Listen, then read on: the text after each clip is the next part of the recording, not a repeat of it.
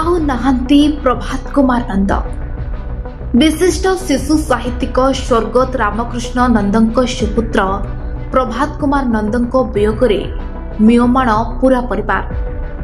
ଭୁବନେଶ୍ୱର ନିକଟସ୍ଥ ବାଲିଅନ୍ତା ଭିଙ୍ଗାରପୁର ଗ୍ରାମରେ 1943 ମସିହା ଅକ୍ଟୋବର ମାସରେ ଜନ୍ମଗ୍ରହଣ କରିଥିଲେ। 81 ବର୍ଷ ବୟସରେ ଶୋକାକ୍ରାନ୍ତ ପରିବାରକୁ ଛାଡ଼ି ସେ ଆରପାରିକୁ ଚାଲି ଯାଇଛନ୍ତି। ସେ ଜଣେ ମେଧାବୀ ପରୋପକାରୀ ମଣିଷ ଥିଲେ। ଇରିଗେସନ ଡିପାର୍ଟମେଣ୍ଟରେ ତାଙ୍କ କାର୍ଯ୍ୟ ଅତୁଳନୀୟ ଥିଲା।